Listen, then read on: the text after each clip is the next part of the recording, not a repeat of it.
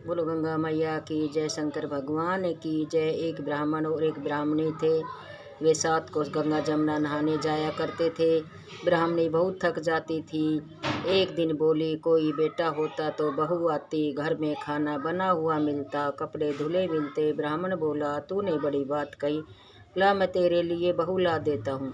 एक पोटली में चून बांध दे, उसमें थोड़ी सी मोहर और असरफी डाल दे। उसने पोटली बांध दी, ब्राह्मण चल दिया। कुछ दूर पर जमुना जी के किनारे लड़कियां अपने अपने मिट्टी के घर बनाकर खेल रही थी। उनमें से एक बोली, मैं तो अपना घर नहीं बिगाड़ती, मुझे तो रहने को चाहिएगा। ब्राह्मण को वही लड़की मन भा गई। अपने मन में सोचने लगा, यही एक समझदार सी लड़की है। वह उसके पीछे पीछे हो लिया। जब वह घर पहुंची तो बोला, बेटी मैं भूखा हूँ, अपनी माँ से पूछ ले, मेरी 4 रोटी पो देगी क्या?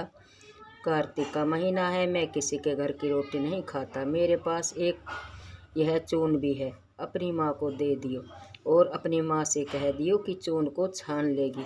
अच्छी बात है बाबा।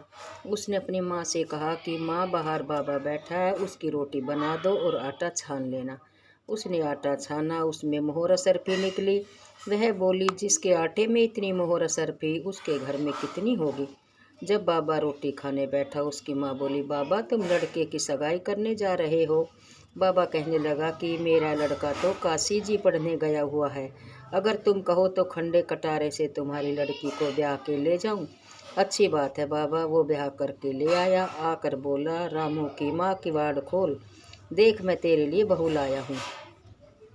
बुढ़िया बोली, दुनिया तो बोली मारे, तू भी बोल मार दे, हमारे तो 7 जन्म भी बेटा नहीं है, तो बहू कहाँ से आएगी?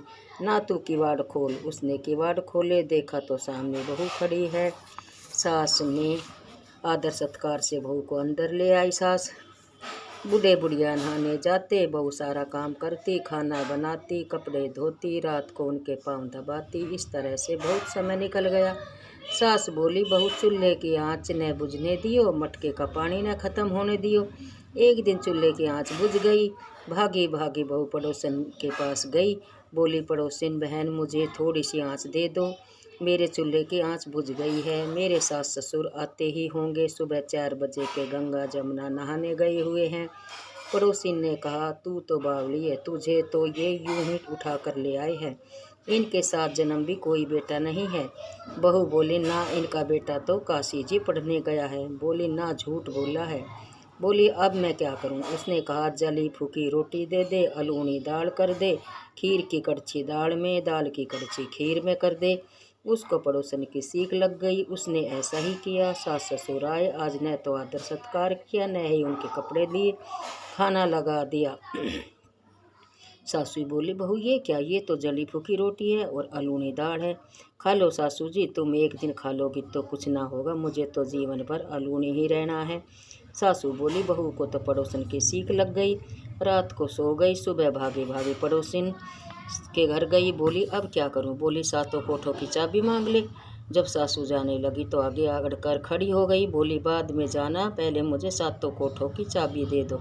ससुर बोला, चाबी दे दो, आज भी इसका कल भी इसका, हमारा क्या है, आज मरे कल दूसरा दिन। पीछे से बहू ने कोठे खोल के देखे, किसी में अन्न, किसी में धन, किसी में बर्तन, किसी में कपड़े, अटूट भंडार भरे पड़े हैं।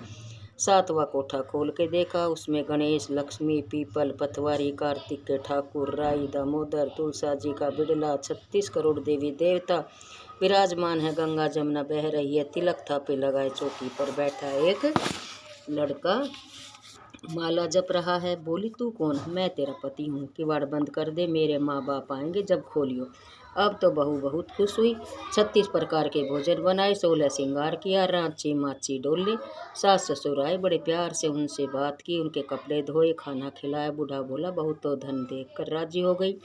बहू सास के पैर दबाती जाए और कहती जाए, माँ जी, तुम इतनी दूर 12 कोस गंगा जमुना नहाने जाती हो, थक जाती होगी, तुम घर में नहा लिया करो। सास बोली, बावली, कहीं घर में भी गंगा जमुना बहती है? बहू बोली, हाँ जी माँ, चलो मैं दिखाती हूँ। उसने 7वां कोठा खोल कर दिखाया। उसमें गणेश, लक्ष्मी, पीपल, पतवारी, तुलसा, कार्तिक के ठाकुर, राई, दामोदर, शिव, पार्वती, 36 करोड़ देवी देवता विराजमान है। गंगा जमुना बह रही है, तिलक थापे लगाए चौकी पर बैठा एक लड़का माला जप रहा है। माँ बोली तू कौन? बोला माँ मैं तेरा बेटा हूँ। तू कहाँ से आया? मुझे तो कार्तिक के देवता ने भेजा है। माँ बोली बेटा ये दुनिया क्या जानेगी, क्या जानेगा मेरा घर का पति धनी, क्या जानेगी दुरानी जिठानी, क्या जाने अगर पड़ोसन की तू मेरा बेटा है। उसने पंडित से पूछा तो वह बोला कि परली पार पे बहू बेटा खड़े हो, इस पार बुढ़िया खड़ी हो, चाम की अंगिया पहने हो, छाती से दूध की धार निकले, बेटे की दाढ़ी मूछ भीगे, पवन पानी से गठजोड़ा बंधे, तो सब जाने ये बुढ़िया का बेटा है। उसने ऐसा ही किया, चाम की अंगिया फट गई, छाती में से दूध की धार निकली, बेटे की दाढ़ी मूछ भीग गई, पवन पानी से बहू बेटे का गठजोड़ा बंध गया। ब्राह्मण ब्राह्मणी बहुत खुश हुए।